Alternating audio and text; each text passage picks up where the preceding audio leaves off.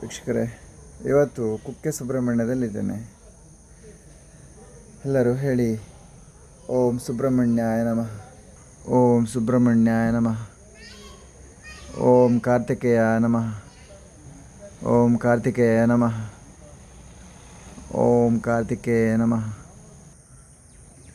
ಓಂ ಸುಬ್ರಹ್ಮಣ್ಯಾಯ ನಮಃ. ಹಾಗೆ ನಿನ್ನೆ ಸುಬ್ರಹ್ಮಣ್ಯ ಬರ್ತಾ ಇದ್ದಂಗೆ ಒಳ್ಳೆ ಮಳೆ ಬಿದ್ದಿದ್ದಿಲ್ಲಿ. ಮಳೆ ಬಂದು ಎಲ್ಲ ತಂಪು ವಾತಾವರಣ ಮಾಡಿಬಿಟ್ಟಿದೆ. ಸುಬ್ರಹ್ಮಣ್ಯದ ವಿಶೇಷ ಏನಂದರೆ ಇಲ್ಲೆಲ್ಲ ನೀರಿಗೆ ಕೊರತೆನೇ ಆಗಲ್ಲ. ಏಪ್ರಿಲ್ ಮೇ ಬಂದ್ರೂ ನೀರು ಹರಿಯುತ್ತಲೇ ಇರುತ್ತದೆ. ತಂಪಾದ ವಾತಾವರಣ ಇಲ್ಲಿ ಯಾವಾಗಲೂ ಇರುತ್ತದೆ ವೀಕ್ಷಕರೇ. ಅದೇ ಖುಷಿ ವಿಚಾರ ಅಂದರೆ. ಮತ್ತು ಎಷ್ಟೇ ಸಿಟ್ಟು, ಕಾಮ, ಕ್ರೋಧದಿಂದ ನಾವು ಇಲ್ಲಿ ಬಂದ್ರೂ ಇಲ್ಲಿ ಬಂದ ತಕ್ಷಣ ಎಲ್ಲ ಶಾಂತವಾಗುತ್ತದೆ ಮನಸ್ಸು ವೀಕ್ಷಕರೇ.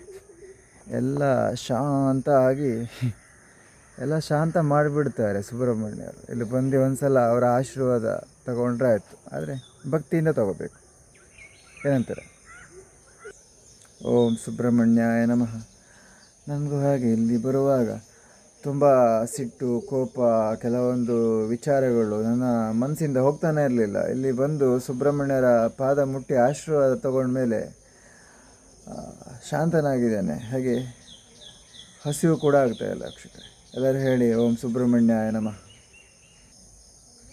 ಓಂ ಶ್ರೀ ಕಾರ್ತಿಕೇಯ ನಮಃ, ಓಂ ಶ್ರೀ ಕಾರ್ತಿಕೇಯ ನಮಃ. ಇದು ಆದಿಸುಬ್ರಹ್ಮಣ್ಯ ದೇವಸ್ಥಾನ. ಎಲ್ಲರೂ ಓಂ ಸುಬ್ರಹ್ಮಣ್ಯಾಯ ನಮಃ ಅಂತ ಹೇಳಿ ಎರಡು ಕೈ ಜೋಡಿಸಿ ಓಂ ಸುಬ್ರಹ್ಮಣ್ಯಾಯ ನಮಃ, ಓಂ ಸುಬ್ರಹ್ಮಣ್ಯಾಯ ನಮಃ, ಓಂ ಸುಬ್ರಹ್ಮಣ್ಯಾಯ ನಮಃ, ಓಂ ಸುಬ್ರಹ್ಮಣ್ಯಾಯ ನಮಃ, ಓಂ ಸುಬ್ರಹ್ಮಣ್ಯಾಯ ನಮಃ, ಓಂ ಸುಬ್ರಹ್ಮಣ್ಯಾಯ.